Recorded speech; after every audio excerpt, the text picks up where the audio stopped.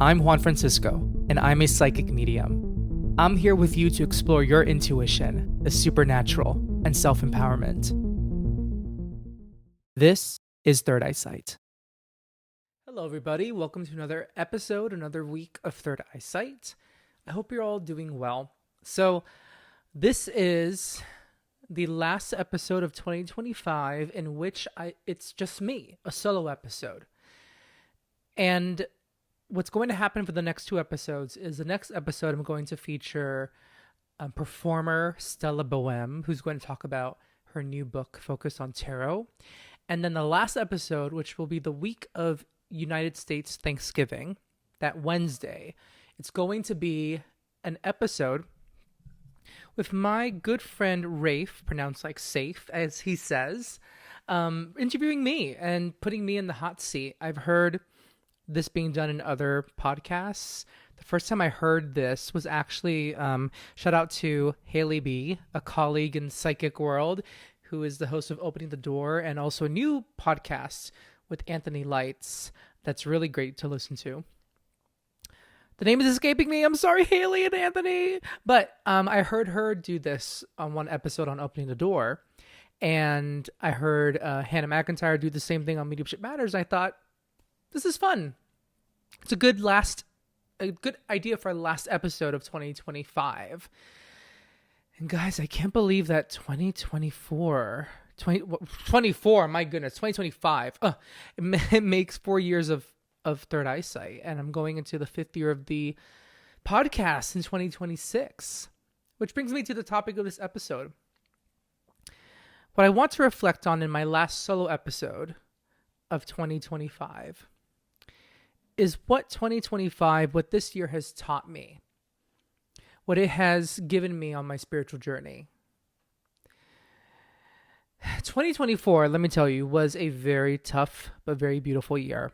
A lot of change happened in 2024. I had a breakup. I was really single. And I confronted my insecurities and I started loving myself so much more.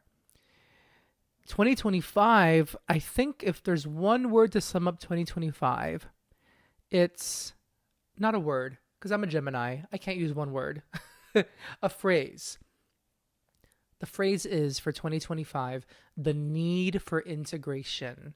This year, I learned that all the things that I realized about myself, the things that I was made aware of in 2024, this year I learned the fact that I need to integrate those learnings into how I live my life.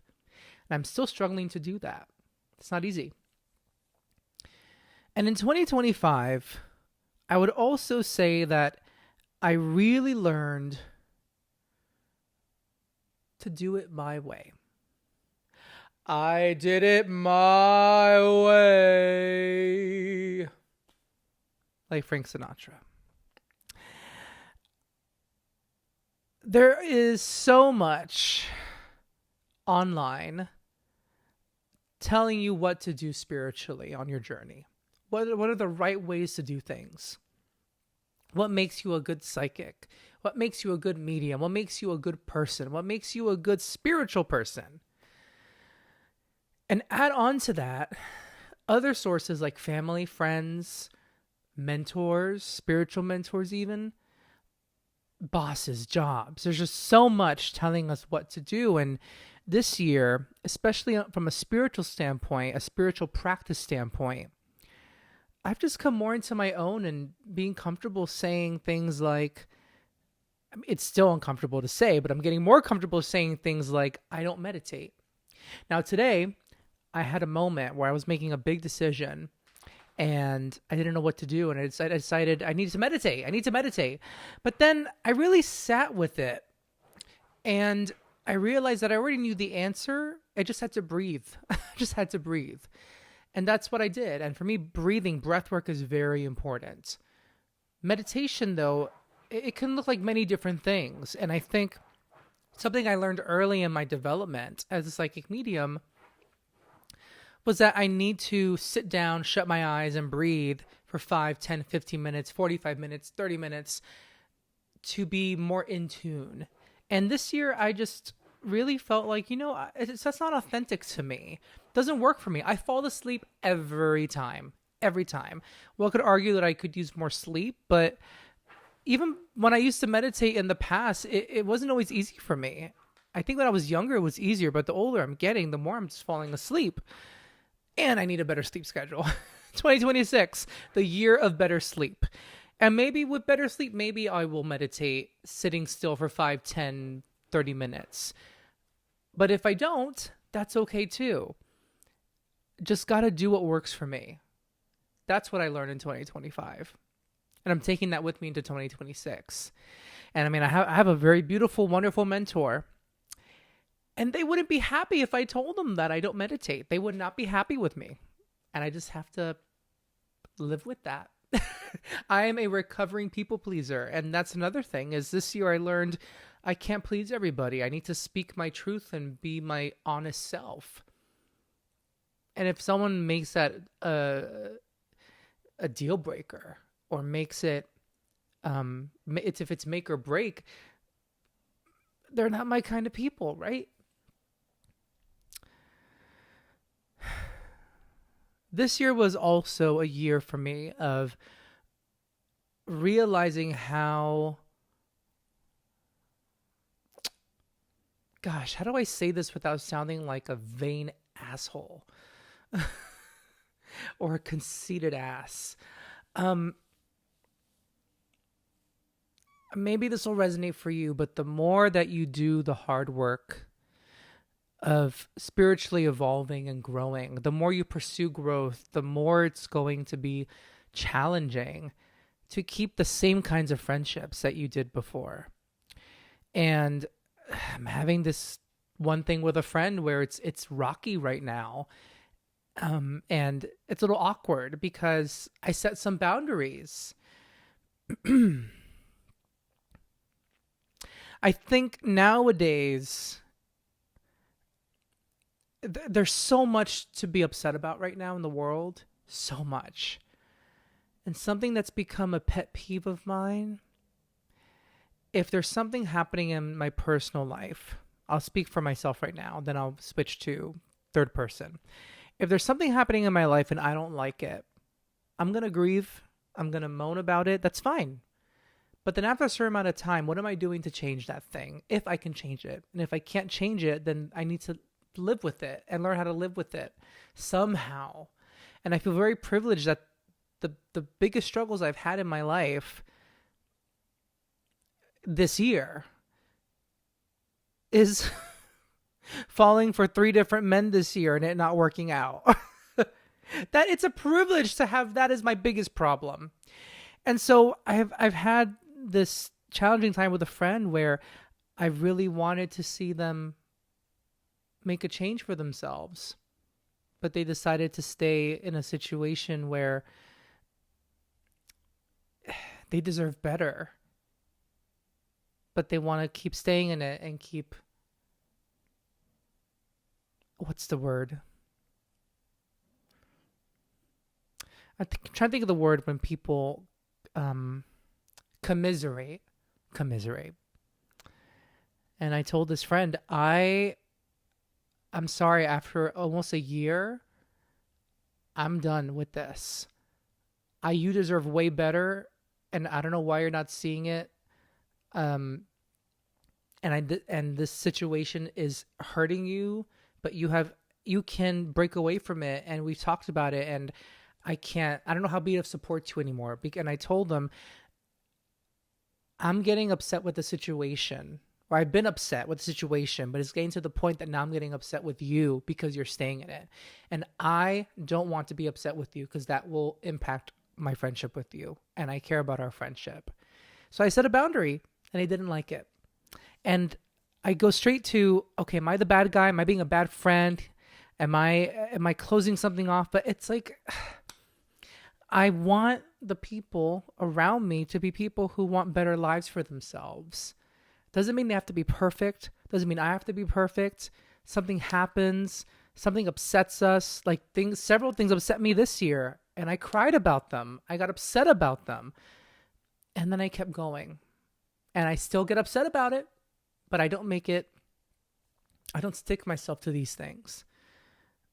I don't identify with them. This past summer, gosh, I think I fell in love with 3 different men this summer. And they were all similar situations. All 3 of them, men who were really great.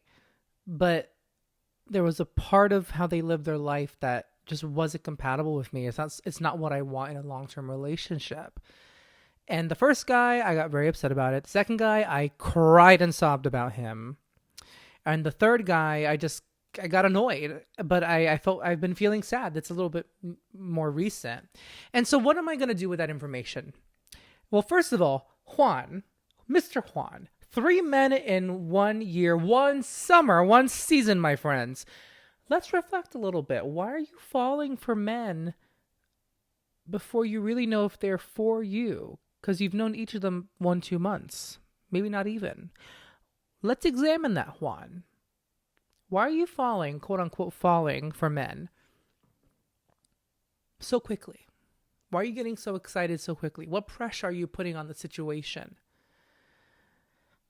And that's what I have to think about. Y'all, just because I'm a psychic medium doesn't mean I have it all figured out. I don't have like this direct Dixie cup line to line connection to Jesus. I'm like, hey, Jesus, help me grow. And then boom. Us psychic mediums, we're humans too. We got relationships, we got arguments, we got family, we've got pets, we've got health conditions. And it's weird talking about this stuff, but I'm being honest with you, fellow listener. I'm being honest because I'm talking about my 2025. And why should I hide what I'm going through if it may help someone else realize that there's no such thing as perfection in spirituality?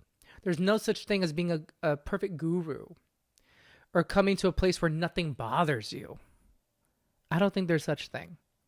The difference is something may bother you, but it's what you do next that matters. Something will bother you, but how do you react? How do you respond? What's the next step you take?